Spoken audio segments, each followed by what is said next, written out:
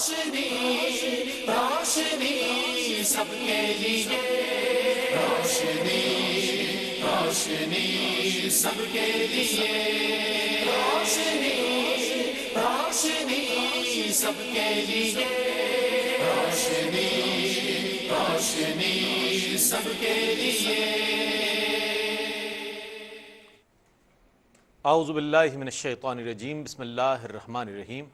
ناظرین گرامی السلام علیکم، میں ہوں آپ کا میزبان محمد رئیس احمد، اور آپ دیکھ رہے ہیں ARYQ ٹی وی کا یہ پروگرام، جس کا آغاز ابھی 2 دن پہلے ہوا الحمدللہ، روشنی سب کے لیے۔ اس پروگرام کے تحت ہماری کوشش ہے کہ علماء دین کو یہاں مدعو کیا جائے، ممتاز و معروف اسکالرز کو مدعو کیا جائے، ممتاز و معروف ان شخصیات کو مدعو کیا جائے کہ جن کی گفتگو آپ سنتے ہیں، جن کے کلام کو سنتے ہیں، آپ پسند کرتے ہیں، اور اس کے ساتھ ساتھ ایک موضوع کا انتخاب کیا جائے کہ جو ہمارے اصلاح احوال کے لیے بھی ضروری ہے، اور ہماری آئندہ جو زندگی آنے والی ہے، اللہ تعالیٰ نے جتنی بھی ہمیں عطا فرمائی ہے، اس میں ہمارے لیے رہنمائی کر سکے۔ آج جو موضوع ہے ناظرین، وہ بہت اہم موضوع ہے، اسلام کا نظام زندگی۔ اس حوالے سے انشاءاللہ ہم بات کریں گے۔ میری گزارش ہے آپ سے، دنیا بھر میں رہنے والے ARYQ ٹی وی دیکھنے والے ناظرین سے، جہاں جہاں آپ اس پروگرام کو دیکھ رہے ہیں، آپ اپنے اپنے طور پر اس پروگرام میں شامل ہو سکتے ہیں ٹیلی فون کال کے ذریعے، اور انشاءاللہ ہمارے اسکالرز حضرات، ہمارے مفتیان دین آپ کے سوالات کے جوابات دیں گے۔ آج میرے پینل میں بہت ہی معروف اور معتبر شخصیات موجود ہیں، انشاءاللہ مقتدر شخصیات موجود ہیں، جن کا میں تعارف پیش کروں گا۔ اسلام کا جو نظام زندگی ہے، بنیادی طور پر آج اس پر بات ہوگی۔ اللہ تعالیٰ نے انسان کی پیدائش سے لے کر اس کی موت تک کے جتنے احکامات ہیں، وہ قرآن کریم کے ذریعے اور احادیث مبارکہ کے ذریعے ہم تک پہنچے ہیں، اور اللہ تعالیٰ کی جتنی نعمتیں ہیں، آیا اس کو برتنا کس طریقے سے ہے، اپنی زندگی گزارنی کس طریقے سے ہے، جو گزر گئی ہے اس کا احتساب کس طرح کرنا ہے، جو آنے والی زندگی ہے اس کے لیے کس طرح رہنمائی حاصل کرنی ہے، یہ تمام، چونکہ اسلام جو ہے وہ ایک مکمل ضابطہ حیات ہے، اور مکمل ضابطہ حیات ہونے کے حوالے سے اس میں وہ تمام چیزیں موجود ہیں کہ جو ایک انسان کو ایک بہترین زندگی گزارنے کے لیے ضرورت ہوتی ہے۔ آج میرے ساتھ موجود ہیں ممتاز و معروف شخصیت، اس سے قبل بھی آپ نے پہلے پروگرام میں دیکھا، بہت خوبصورت گفتگو فرماتے ہیں، اور متعدد پروگرامز میں آپ انہیں ملاحظہ کرتے ہیں۔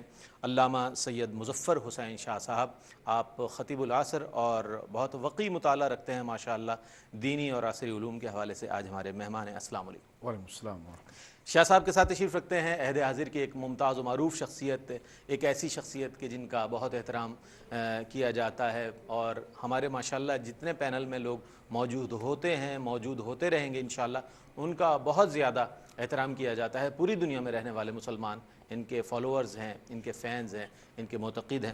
جناب علامہ لیاقت حسین صاحب ہمارے ساتھ موجود ہیں۔ السلام علیکم۔ وعلیکم السلام۔ آپ کے ساتھ موجود ہیں عہد حاضر کی ممتاز و معروف شخصیت، اس حوالے سے کہ جب آپ دینی مسائل پر کوئی پروگرام دیکھتے ہیں اور اس میں جب شامل ہوتے ہیں تو یقیناً آپ کی خواہش ہوتی ہوگی کہ علامہ مفتی اسماعیل نورانی صاحب سے اگر آپ کی بات ہو جائے تو آپ کو اطمینان ہو جائے گا۔ آج ہمارے تیسرے مہمان جو ہیں علامہ مفتی اسماعیل نورانی صاحب ہیں۔ السلام علیکم۔ وعلیکم السلام۔ تینوں حضرات کو میں خوش آمدید کہوں گا آج کے پروگرام میں، اور آج جیسا کہ میں نے عرض کیا ابتدا میں کہ اسلام کا نظام زندگی آج ہمارا موضوع ہے۔ علامہ صاحب یہ فرمائیے گا، آپ سے آغاز کرتے ہیں، بسم اللہ کرتے ہیں، کہ جو اسلام میں جو نظام زندگی دیا گیا ہے اس کے بنیادی جو خصوصیات ہیں، میں چاہوں گا اس حوالے سے کچھ ارشاد فرمائیے، پھر اس پر ہم مزید کلام کریں گے، مزید سوالات شامل کریں گے۔ اس کی بنیادی جو مقاصد ہیں اس کے حوالے سے بھی کچھ ارشاد فرمائیے۔ بسم اللہ الرحمن الرحیم۔ رب اشرح لی صدری ویسر لی امری واحلل عقدۃ من لسانی یفقہوا قولی۔ قبلہ رئیس صاحب، آپ نے اپنے مقدمے میں اور اپنی ابتدائی گفتگو کے اندر اس کا خاکہ اور اس کا خلاصہ بھی آپ نے ذکر کر دیا ہے کہ اسلام باضابطہ نظام حیات ہے، اور حیات کا مکمل ضابطہ اپنے کمال کے ساتھ اسلام ہی پیش کرتا ہے اور ذکر کرتا ہے۔ اس سب سے پہلے تو یہ بات انسان کو قبول کر لینی چاہیے کہ انسان کے اندر اللہ رب العالمین نے تمام تر صلاحیتوں کو ودیت کر دیا ہے، داخل کر دیا ہے، لیکن ان تمام تر صلاحیتوں کو اجاگر کرنے کے لیے کسی ایک نظام کی ضرورت ہے، اور نظام یقیناً مذہب ہے۔ تو مذہب کے بغیر انسان کی زندگی پائے تکمیل تک نہیں پہنچ سکتی ہے، اس کی صلاحیتیں گویا کہ شرمندہ تعبیر نہیں ہو سکتی ہیں، اور اس کے درمیان اور اس کے اندر موجود وہ تمام جواہر جو ہیں وہ اپنے آپ کو اور باہر کے لوگ اس سے جڑے ہوئے جو تمام سلسلے ہیں اس تک استفادہ منتقل نہیں کر سکتے. تو مذہب جو ہے وہ انسان کی سب سے بڑی ضرورت ہے.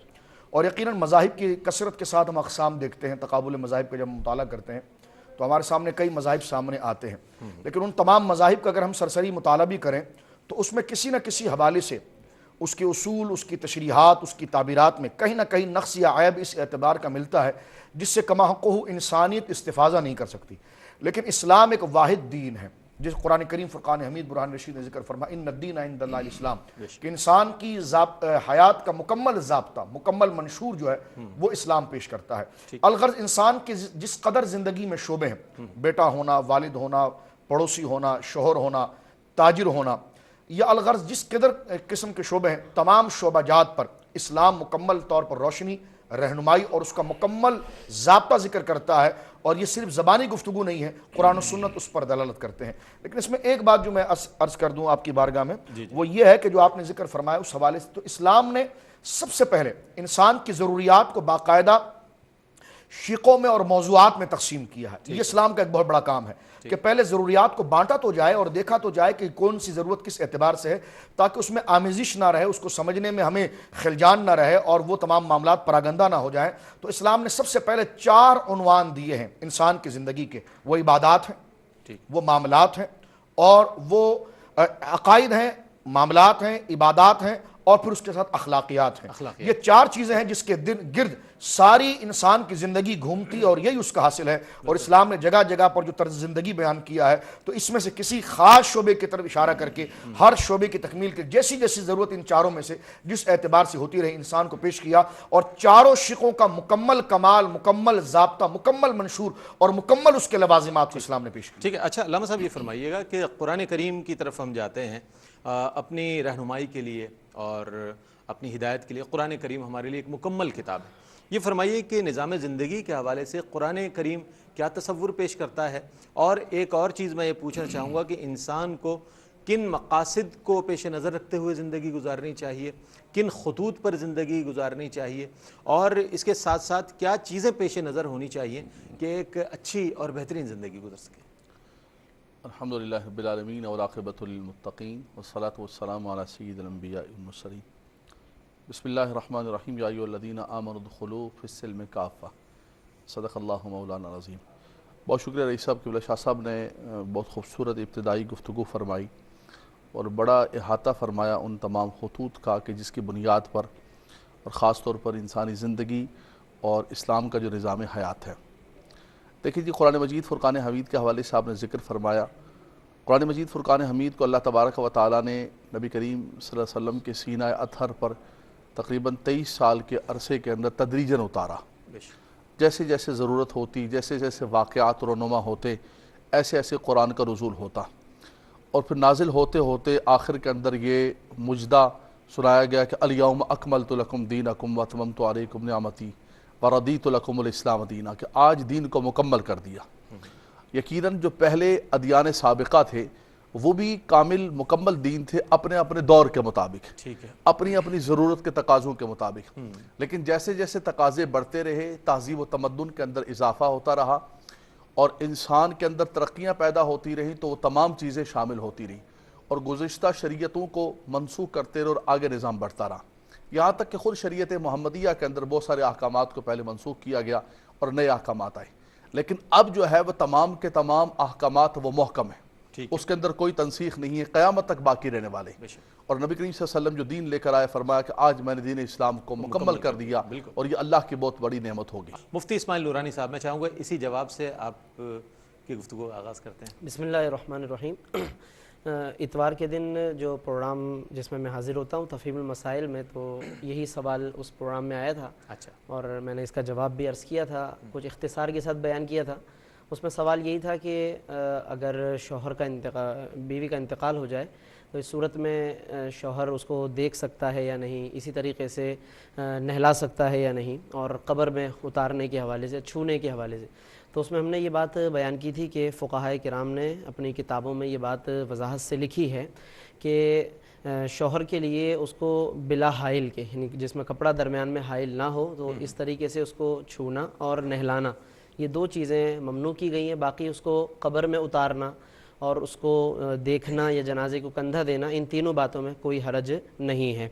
تو اس پر پھر عام طور پر یہ سوال ذہن میں آتا ہے حضرت سیدنا علی مرتضیٰ رضی اللہ تعالیٰ عنہ کے حوالے سے کہ سیدہ فاطمۃ الزہرا رضی اللہ تعالیٰ عنہا کے انتقال پر انہوں نے غسل دیا، یہ روایت ہمیں ملتی ہے۔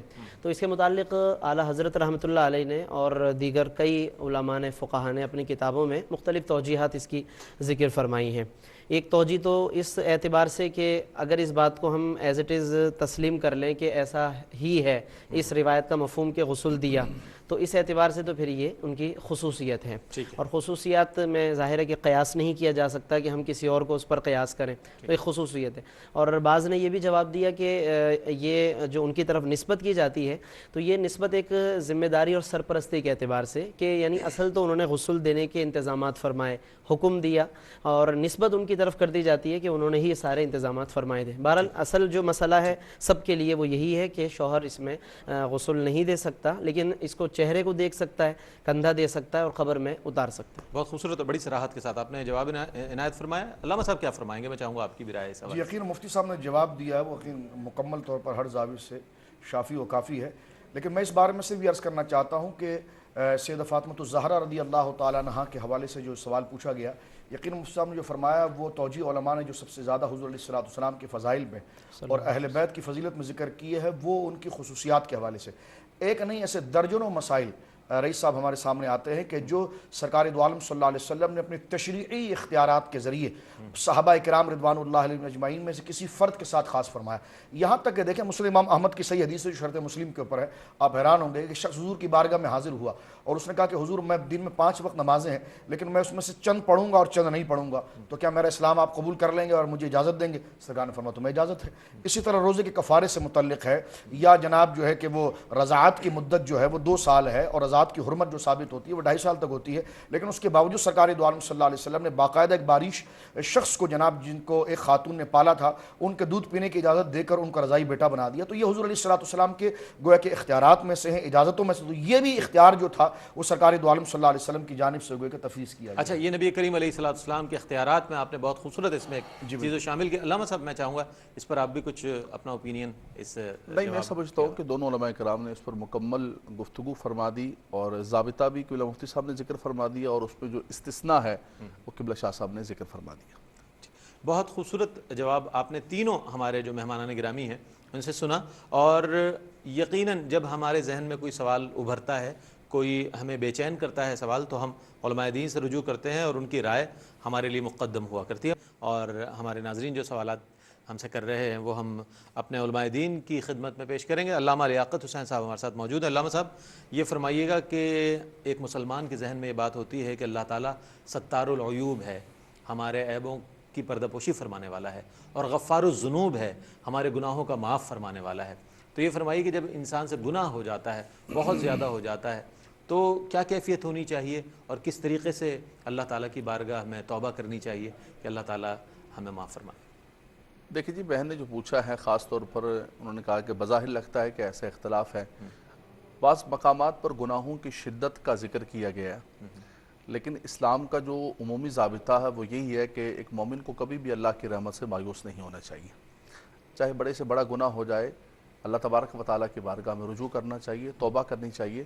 اور ایسے کئی واقعات ملتے ہیں، ایسی چیزیں ملتی ہیں کہ بڑے بڑے گناہ ہوئے، دیکھیں سب سے بڑا جو گناہ ہے وہ کفر ہے، اور جو لوگ پہلے کافر تھے وہ اسلام کے اندر داخل ہوئے، تو الاسلام یہدم ما قبلہ، اسلام کے دخول کے ساتھ ساتھ ان کے سارے گزشتہ گناہ جو ہے اللہ تبارک و تعالیٰ نے معاف فرما دیا۔ تو ضابطہ اصول یہ ہے کہ لا تقنطوا من رحمت اللہ ان اللہ یغفر الذنوب جميعا، اللہ تبارک و تعالیٰ گناہوں کو محو معاف کرنے والا ہے۔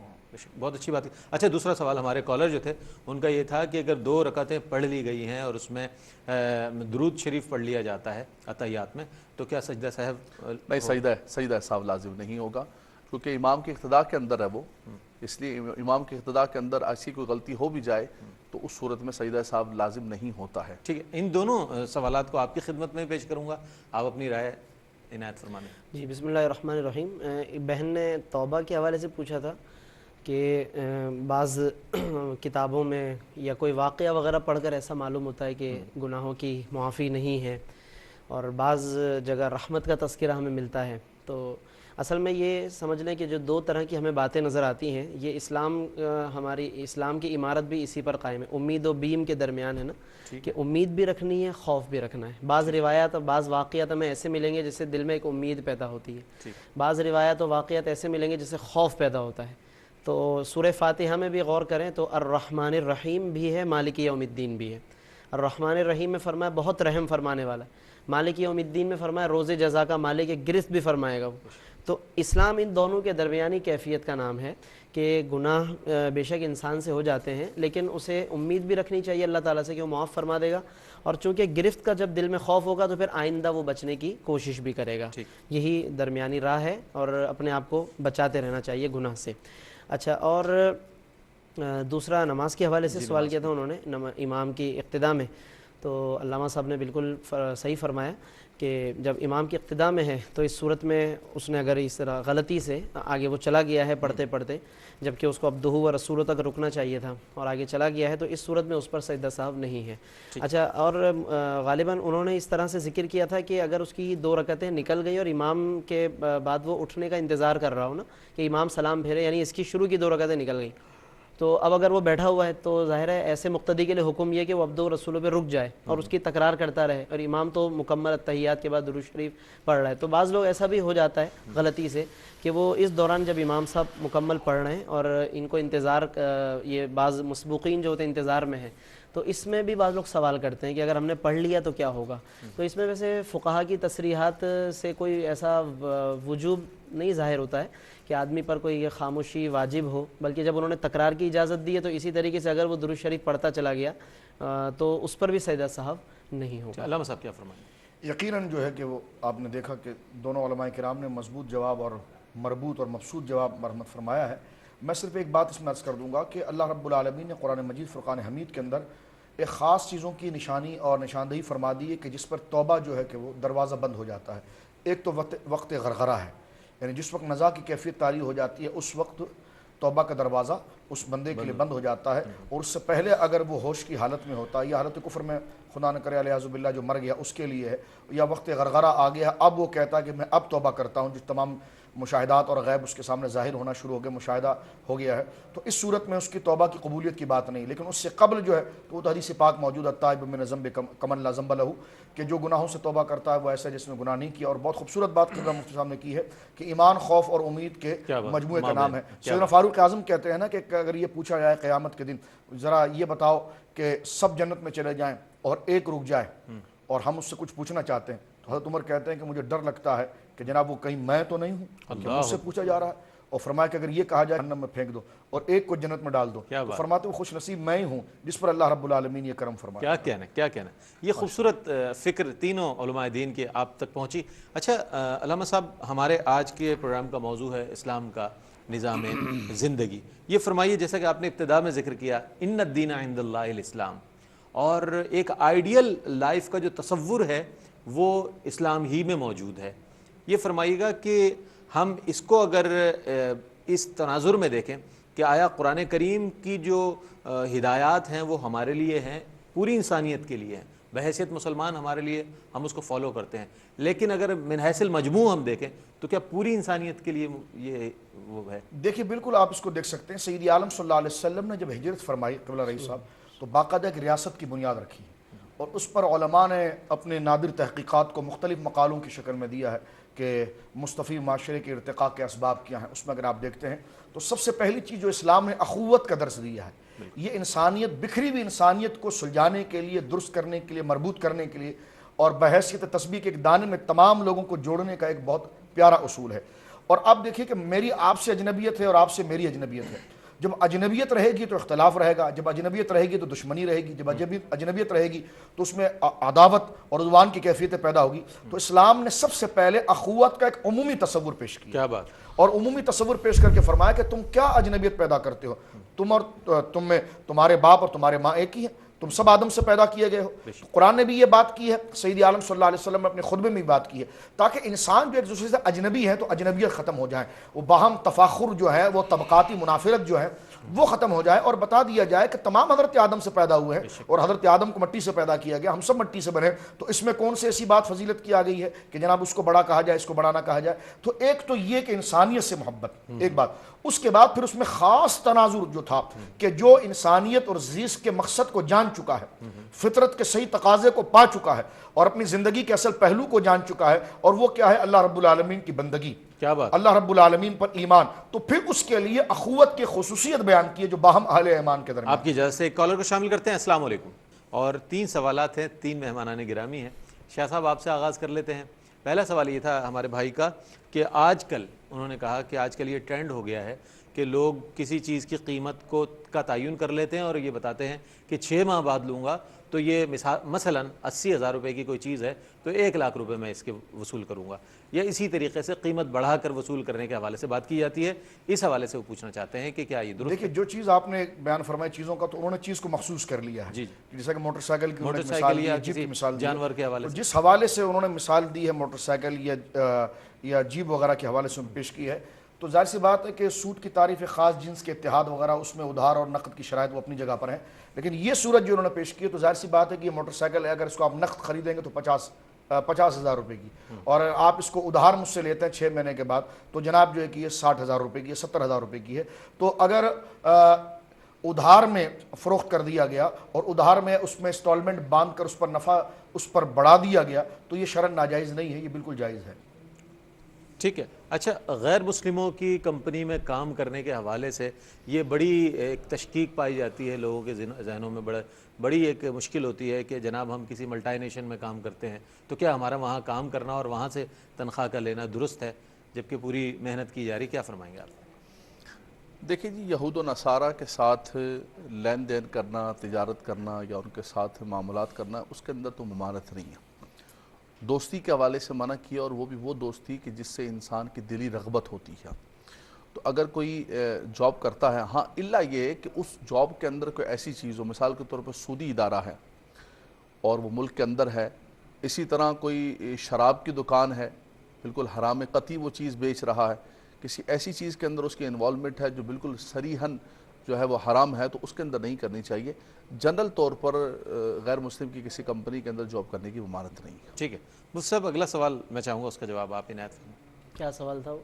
कि आम तौर पर लोग बेड पर बैठते हैं, बहुत आम मामूलाती ज़िंदगी का सवाल है, और पाँव हिलाते हैं, और या हाथ अगर बैठे हुए हैं तो उंगलियों में उंगलियां पेवस्त कर देना, तो वो और इस तरीके से तवहुमात भी बहुत सारी चीज़ें हैं हमारे पास मौजूद हैं कि जनाब कैंची अगर चल रही है घर में तो उससे लड़ाई हो जाती है, घर में जो है वो एक अमन का माहौल ख़राब हो जाता है, बहुत सारी चीज़ें, मतलब क्या फरमाएंगे इस हवाले से? हाँ, ये भाई ने जो सवाल किया था इस हवाले से, तो ये इसका ताल्लुक़ रस्म व रिवाज से कह लीजिए या तवहुमात से।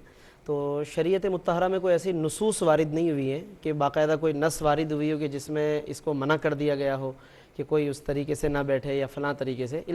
वो तरीके कि जिनसे सतर के मामले में कोई ऐसा इर्तिकाब लाजिम आता हो कि जो चीज़ें फ़र्ज़ कीजिए कि छुपाना वाजिब है, उसमें कोई ऐसा इर्तिकाब लाजिम आता है कि वो शरई तालीमात की ख़िलाफ़ वर्जी हो रही है, या जिस्म पे लिबास उसने ऐसा पहना, या लेटा तो वो इस अंदाज से लेटा, या कोई चीज़ ओढ़ी और उसके बावजूद जो है उसने उससे कश्फ लाजिम आ रहा है। ये जो वजूहात हैं ये शरई वजूहात कहलाती हैं कि जिनकी वजह से मुमानात का हुक्म लागू होता है। लेकिन अगर इस तरह का कोई वजह लाजिम नहीं है, कोई तकब्बुर या तफाखुर का भी कोई इसमें अमल दखल होता है कि जनाब कोई साहब बड़े कर्रो फर के साथ बैठे हैं तो वो किसी की बात नहीं सुन रहे और वो तमाम लोगों को अपनी तरफ मुतवज्जा करना चाहते हैं, क्या इसमें कोई ऐसा भी कोई पहलू मौजूद है? देखिए, एक बात तो जो मैं अर्ज़ कर रहा था वो उसको मैं मुकम्मल कर लूँ कि तो फिर इस तरीके से ये पाँव हिलाना या इस तरीके से उंगलियों में उंगलियां डालना, इस शरन तो कोई नस वारिद नहीं है कि मना हो। अलबत्ता किसी के अदब व एहतराम में या मेहमान मौजूद हैं और दीगर इसको मायूब समझा जाता है तो उसका हमें लिहाज करना चाहिए कि अगर एक चीज़ लोगों के दरमियान मायूब है तो बेशक हमें उस मुरव्वत का, उस अखलाकियात, जैसे शाह साहब क़िबला ने शुरू में फरमाया कि जो इस्लामी उन्वानात हैं, अक़ायद, इबादत, मामलात, अखलाकियात, तो अखलाकियात के कबील से ताल्लुक़ से हमें एक लिहाज मुरव्वत होनी चाहिए। अच्छा, अब उसके बाद आपने क्या फरमाया था अभी? میں نے یہی فرمایا تھا کہ اگر کوئی شخص اس میں کسی قسم کا کوئی تفاخر ہاں دیکھیں عام طور پر میں یہ عرض کر رہا تھا کہ تفاخر کا لوگ بہت آرام سے اطلاق کر دیتے ہیں. کلف والے کپڑے پہنے کہتے ہیں جی تکبر ہے اس میں, بہت ٹیک لگا کے صوفے پہ بیٹھے کہتے ہیں جی تکبر ان کے اندر, بہت اچھے جوتے پہن لیے آپ نے, تھوڑا سا آپ سیٹ ہو کے بیٹھے کم گو ہے تو اس کے لیے بھی یہی اس طرح سے. تو تکبر کی ایک تعریف جو ہے حدیث پاک میں صحیح مسلم میں رسول کریم صلی اللہ علیہ وسلم نے بیان فرما دی ہے, اور اس میں آپ صلی اللہ علیہ وسلم نے فرمایا کہ تکبر دو چیزوں کا نام ہے, ایک ہے حق بات کا انکار کرنا اور ایک ہے کسی کو حقیر جاننا. ٹھیک ہے. علامہ صاحب ہمارے ساتھ موجود ہیں, علامہ سید مظفر حسین شاہ صاحب, علامہ لیاقت حسین صاحب اور مفتی اسماعیل نورانی صاحب. آج بہت ہمارا جو پینل ہے ماشاءاللہ بہت خوبصورت پینل ہے اور بہت عمدہ کلام فرماتی ہیں یہ تینوں ہی شخصیات. علامہ صاحب یہ فرمائیے کہ نظام فطرت اور نظام اسلام کیا یہ دو علیحدہ چیزیں ہیں یا کس طریقے سے آپ اس کو ڈیفائن کریں گے؟ میں اختصار سے یہ کہوں گا کہ نظام فطرت کی تعبیر اسلام ہے. واہ. جو میں نے عرض کیا آپ کی خدمت میں شروع میں کہ انسان کے اندر جو تمام اس کی صلاحیت, جو اس کی ضروریات تھی, اور چاہے وہ فطرت کی صورت میں ہو, حدیث میں جو خاص چیز کا اشارہ کیا گیا ہے, چاہے وہ فطرت کی صورت میں ہو, چاہے وہ ضمیر کی صورت میں ہو, چاہے اس کی عقل سلیم کی صورت میں ہو, یہ تمام صلاحیتیں اللہ رب العالمین نے یعنی صلاحیتوں کو مختلف جہتوں سے ان میں تقسیم کر دیا ہے, اور اس کے ابھارنے کا جو سلسلہ ہے وہ اسلام ہے. ظاہر سی بات ہے کہ اگر آپ ایک آم کی گٹلی بھی دیکھتے ہیں تو اس میں سارے سالوں کا درخت موجود ہوتا ہے, سارے پھل موجود ہوتے ہیں, لیکن فارمر کی ضرورت پڑتی ہے, کسان کی ضرورت پڑتی ہے جو صحیح زمین کا انتخاب اس کو کرتا ہے اور پھر اس چیز کو نکالتا ہے. تو انسان کا سینہ جو ہے اور انسان کی طبیعت جو ہے وہ تمام جواہرات کا مجموعہ ہے, اور اسلام وہ شے ہے جو اس کے اندر موجودہ تمام چیزوں کو نکال کر خارج میں ظاہر کر دیتا ہے. کیا کہنا ہے, گھروں میں تصاویر کا لگا لینا جائز ہے یا نہیں؟ ٹھیک ہے, بہت شکریہ آپ اس پروگرام میں شامل ہوئی. کیا فرمائیں گے علامہ صاحب؟ دیکھیں جی, کیمرے کی جو تصویر ہے یہ ایک مختلف ہی مسئلہ ہے علماء کے درمیان. موجودہ ہمارے جو علماء متاخرین ہیں ان سب نے اگرچہ اس کی جواز کا فتویٰ دیا ہے کہ یہ تصویر جائز ہے, لیکن تصویروں کو اتنا اویزاں کرنا اور اتنی تقدیم کا مقام دینا اور تعظیم کا مقام دینا, اور خاص طور پر ایسی جگہوں پر ہوتی ہیں کہ وہاں نماز پڑھی جاتی ہے اور سامنے تصویر آتی ہے, یا پھر ڈرائنگ رومز کے اندر جو ہے وہ خواتین کی شادی کی تصویریں لگائی جاتی ہیں, تو اس کے اندر بہت ساری قباحتیں پیدا ہو جاتی ہیں. ٹھیک ہے, اگر آپ نے بنوائی ہوئی تصویریں یادگار کے لیے کیمرے کی تصویر ہے اس کو آپ نے رکھا ہوا ہے, لیکن اس کو اتنا اویزاں کرنا اور تعظیم دینا اور پھر اس میں خاص طور پر خواتین کو عیاں کرنا, اس کی علماء کرام نے ممانعت فرمائی. اور بالخصوص اس میں نماز کا جو ایک پہلو ہے وہ سامنے اگر نماز کی آتی ہے تو بالکل. علامہ صاحب کیا فرمائیں گے؟ جی بالکل, علامہ صاحب نے جو کہا بالکل درست فرمایا. مفتی صاحب آپ, میں چاہوں گا اس حوالے سے کچھ روشنی ڈالیں. جی, تصویر کے حوالے سے ایک اس میں بات علماء نے یہ بھی لکھی ہے کہ تصویر کا اتنا حصہ کہ اگر اس کا وہ مجسم شکل میں نہیں اصلاً موجود ہوتا تو وہ زندہ نہ رہتا, تو بعض علماء نے یہ بھی فرمایا کہ وہ تصویر کے حکم میں نہیں ہے. مثال کے طور پہ اگر یہ دھڑ کاٹ دیا جائے کسی زندہ انسان کا تو وہ موجود نہیں رہے گا, اس کو موت واقع ہو جائے گی, تو اتنے ہی وجود کی تصویر وہ فرماتے ہیں کہ تصویر کے حکم میں نہیں ہے. یہ بعض علماء کی رائے, لیکن بہت سارے علماء نے اس کو بھی عرفی اعتبار سے, جمہور کا بھی نقطہ نظر اسی اعتبار سے کہ عرف کے اعتبار سے چونکہ اس کو تصویر کہا جاتا ہے تو تصویر, اچھا خصوصاً اس کو پھر بہت بڑے سائز میں عام طور پر آویزاں کیا جاتا ہے. علامہ صاحب نے جیسا کہ فرمایا تقدیم دی جاتی ہے اسے, تعظیم, اعزاز, ظاہر لگانے کا مقصد بھی اعزاز ہوتا ہے یا یاد دلانا ہوتا ہے کسی کام کا, تو ان تمام چیزوں سے بچنا ہی چاہیے. خصوصاً ایک حدیث شریف بھی ہے, اس میں تو ظاہر ہے کوئی قید بھی نہیں آئی, لا يدخل الجنت فیہ کلب ولا صورۃ, کہ ملائکہ جو ہے لا يدخل الملائکۃ, ملائکہ داخل نہیں ہوتے بیتن فیہ کلب ولا صورۃ, کہ جس اس گھر میں کہ جس میں کتا ہو یا تصویر ہو.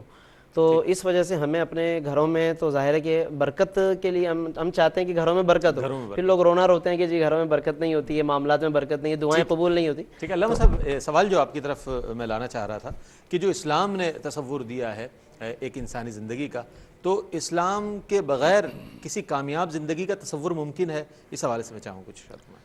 دیکھیے جی, اسلام ہی وہ دین فطرت ہے جیسے ہم نے فرمایا, اور اسلام کے اندر چونکہ اسلام کے نظام کے اندر بڑی وسعتیں ہیں. جی جی. اور اسلام صرف عبادات کا نام نہیں ہے, زندگی کے ہر شعبے میں اسلام ہماری رہنمائی کرتا ہے. بالکل. اور یہی فرمایا کہ اسلام کے اندر کوئی رہبانیت نہیں, لا رہبانیت فی الاسلام, کہ آپ صرف ایک کونے میں بیٹھ جائیں. اسلام کے اندر تزوج ہے, آپ شادی کریں, تجارت کریں, زندگی کے ہر شعبے کے اندر ہر چیز کے اندر, میدان کے اندر نکلیں. اور دنیا کے اندر مثال کے طور پہ ہمارے عمومی طور پہ کہا جاتا ہے, کسی کو بہت دیکھیں کہ وہ دنیا کے اندر جد و جہد کر رہا ہے, بڑا دنیا دار انسان ہے یار, دیکھو یہ دنیا کے پیچھے بھاگ رہا ہے. ایسا نہیں ہے. دنیا کی تعریف یہ نہیں ہے کہ انسان نکلتا ہے، کسب کرتا ہے، محنت کرتا ہے، جدوجہد کرتا ہے اپنے بچوں کے لیے، بلکہ حدیث طیبہ کے اندر تو اس کو صدقے سے تعبیر فرمایا۔ اور قرآن مجید فرقان حمید نے رزق حلال کو، رزق حلال کی تلاش کو، اور خاص طور پر رزق حلال کو فرمایا فَإِذَا قُضِيَتِ الصَّلَاةُ فَانتَشِرُوا فِي الْأَرْضِ وَابْتَغُوا مِنْ فَضْلِ اللَّهِ، فرمایا یہ اللہ کا فضل ہے کہ اللہ تبارک و تعالیٰ وَيَبْتَغُونَ مِنْ فَضْلِ، دوسرے مقام پہ فرمایا کہ وہ اللہ کے فضل کو تلاش کرتے ہیں، تو فضل اللہ سے تعبیر کیا۔ ہاں انسان ایسا دنیا دار بن جائے کہ انسان کو نہ اللہ کی یاد، نہ ذکر، نہ قرآن، نہ کسی چیز کا بالکل اس کے اندر مستغرق ہو گیا، اس سے منع فرمایا کہ یا ایھا الذین آمنوا لا تلھکم اموالکم ولا اولادکم عن ذکر اللہ ومن یفعل ذلک فاولئک هم الخاسرون، فرمایا تم نے اگر یہ کر لیا، ایسے تم دنیا دار بن گئے کہ تم ذکر سے، نماز سے، ہر چیز سے تم نے منہ موڑ لیا، فرمایا یہ تم نے بہت بڑا خسران اور نقصان اٹھایا ہے۔ فرمایا ایسے بندے ہیں، ایسے تاجر موجود ہیں دنیا کے اندر، ایسے مسلمان تجار موجود ہیں جو بازاروں میں بیٹھے ہوئے تجارت کر رہے ہیں، لیکن فرمایا کہ جب اللہ کا نام آتا ہے رجال اللہ تلہیہم تجارت ولا بیع عن ذکر اللہ، کوئی تجارت، کوئی بیپار، کوئی انہیں اللہ کی یاد سے نہیں روک سکتا ہے۔ تو اس اعتبار سے اگر دیکھیں تو دوسرے نظام بھی موجود ہیں، بہت ساری دنیا کے اندر کچھ راہبانیت کی طرف چلے گئے، کچھ بالکل دنیا داری کی طرف چلے گئے۔ اسلام افراط و تفریط سے پاک، بالکل اعتدال کا دین، ایک بیلنس کا دین۔ علامہ صاحب کیا فرمائیں گے کہ اسلامی جو نظام، پیغام میں چاہوں گا اس حوالے سے کچھ دے دیجئے، چونکہ آج کا موضوع جو ہے بہت اہم ہے، اسلام کا نظام زندگی۔ آج ہمارے سامنے جو زندگی ہے اس سے ہمیں، اس کے لیے آپ کیا پیغام دینا چاہیں گے ہمارے ناظرین کو؟ دیکھیں اسلام کا نظام زندگی تو ہے، جس طرح علامہ صاحب نے بڑے خوبصورت انداز میں دنیا کی تعریف کر دی ہے۔ قرآن کریم فرقان حمید نے دنیا کو لعب اور لہب قرار دیا ہے کہ کھیل کود ہے۔ اس کی مثال علامہ راضی نے بڑی پیاری ذکر کی ہے، فرمایا اس کو یوں سمجھا جا سکتا ہے کہ کھیل کود جو وہ ہمیشہ نہیں رہتا، ٹھیک ہے نا، اس کی ایک فنا ہے۔ تو اسلام جو دین فطرت ہے اس کا تقاضا یہ ہے اور پیغام ہمارے لیے یہ ہے کہ ہمارے زندگی کے تمام شعبے ہیں، جو ہمارے اخلاقیات کے شعبے ہیں، جو ہمارے معاشرت کے شعبے ہیں، لیکن اس کے ساتھ ساتھ جو اللہ رب العالمین کے ساتھ ہمارا نظریہ اور عقیدے کا جو سب سے اہم شعبہ ہے، بلکہ جو اصل الاصول ہے جس کے تحت یہ تمام شعبے چلتے ہیں اور تمام شعبوں میں جو نور آتا ہے اس سے آتا ہے، اس کو یاد رکھنا ضروری ہے۔ یعنی اللہ رب العالمین سے ہم نے ملاقات کرنی ہے، موت حق ہے، وہی ذات پائیدار ہے، ہمیشہ رہنے والی ہے، اور ہم ناپائیدار ہیں، ہم فنا ہو جائیں گے۔